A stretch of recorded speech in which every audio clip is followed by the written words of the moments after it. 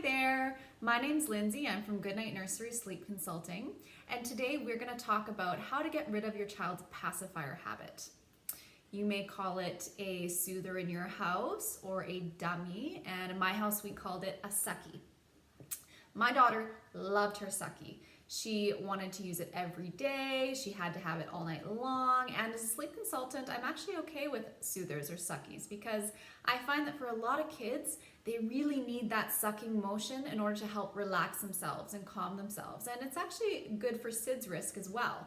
So as long as you're not running into your kid's room every hour in the night, having to pop that soother back into their mouth in order to get them to sleep longer, I actually say soothers are okay. And I know some sleep consultants would disagree, but for myself and for my clients, it seems to have been okay. But around the age of 3, you really want to start thinking about getting rid of that soother if your child hasn't already, because around that time is when the soft palate of their mouth is going to really start to change, and it's going to change for good. Before that age, their teeth are really moving around and they're supposed to be sucking, but after around the age of 3, you really want to start to get rid of those soothers. And actually, that's why I think another reason why I think soothers are good, because when your kid is sucking on one of their thumbs or on their finger, it actually has more of an impact on their teeth because it's a hard surface. A pacifier tends to be really soft and moldable, so it's not going to mess with their teeth quite as much as a finger or a thumb. And then when it's time to get rid of that sucking habit, you can just get rid of the pacifier, whereas you can't get rid of their finger or their thumb. So it's a much harder habit to break. But we'll talk about a couple ways to break that habit. It can be really difficult. For my daughter, she really didn't want to give them up. So what we started with was, first we said pacifiers are only for sleeping, and we got rid of them during the day, and we did that for a few months before we decided to get rid of them at night. But we got her used to the habit that no, if you found a pacifier, we put it back into her crib and said, those are only for sleeping because you're a big girl now and only babies use them during the day, so they're only for sleep. And then I tried a few things with her, tried to tell her that she was a big girl now and it was time to throw all of her soothers into the garbage. And some kids respond really well to that, being able to pick them up like a big kid and throw them out themselves, and they understand, okay, it's time for those to be gone. And for some kids that will work.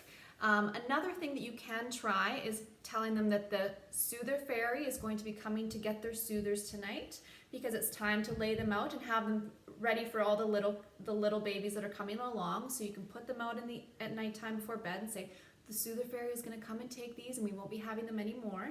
And for some kids that works well. Not for my daughter though. She was not interested in throwing her soothers away. She was not interested in giving them to the babies with the soother fairy. So what we actually did was we would take her soothers, and the very first thing we did was just cut the very tip off of them. And we cut the tip off of all the soothers.